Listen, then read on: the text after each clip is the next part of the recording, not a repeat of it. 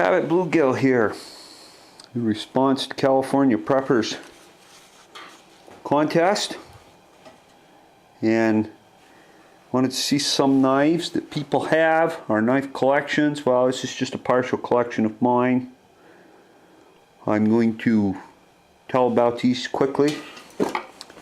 That goes way back. I've had that 45 years. I made that. See, it's pretty crude. Little piece of file. Don't know if you can still see. Ground that on an old bench grinder when I was a kid. Sharpened it up. And that was my little carry knife for several years. This one was made by my great uncle. That one's been around many years. I broke the tip off. I have to confess that I did break the tip off. Skinned a lot of deer with that knife. This one was made by my grandfather. It's kind of one to look at, kind of like to jab somebody with. Okay, now for our favorite five. To get started, number 5 would be my 120 Buck General. Good knife.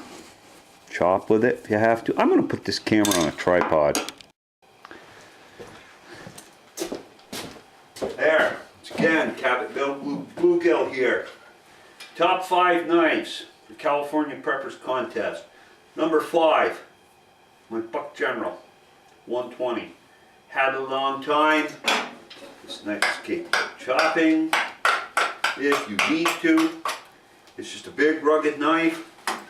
Not a very good skinning knife. It's just too big for field dressing, skinning. It's awful heavy to carry. That's number 5. Number 4, I guess it's my K-bar. It's kind of a tie. My little K-bar pocket knife. I like this knife a lot. Probably too close, probably out of focus.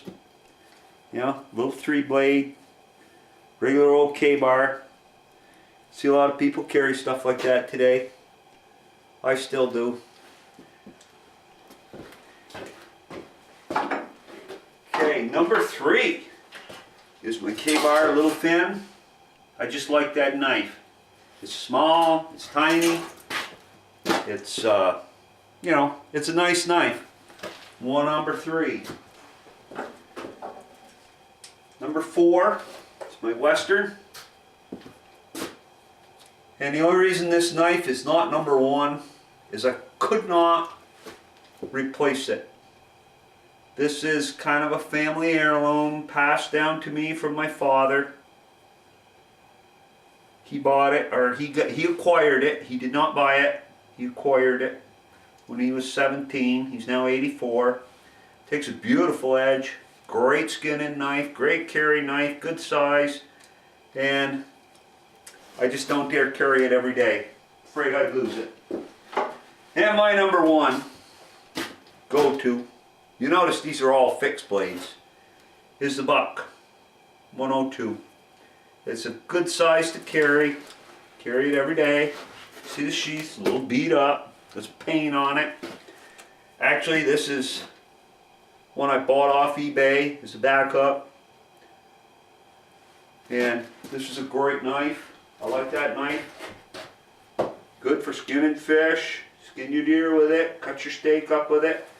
I said I wasn't a great fan of folding knives in the newer stuff. I'm old-fashioned. Over the hill.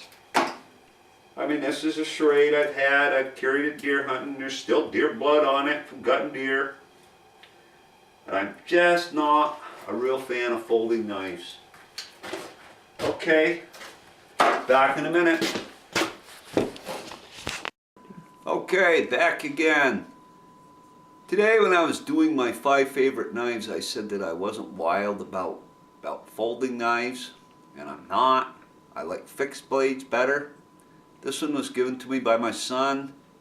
I mean, I like traditional blades, the older type blades. I'm not really into these, but they're a good knife. They serve a purpose. Don't want to start a whole lot of arguments here. I also want to give a shout out to 802 Vermont Outdoorsman's channel, and I'll have him down in the bottom. He's a young guy getting started, got a few videos up, got some interesting stuff on fishing, hunting, and just good living in life. And I'd like to give a shout out to Sue Webster's channel. She has no videos, but I think people ought to encourage her. She does a lot of nice quilting and stuff, and she could put something on like that. She's pretty good at it, and it's too bad that she doesn't get started. She's just kind of a creeper, snoops around on everybody else's channel. Hey, thanks a lot. That's good.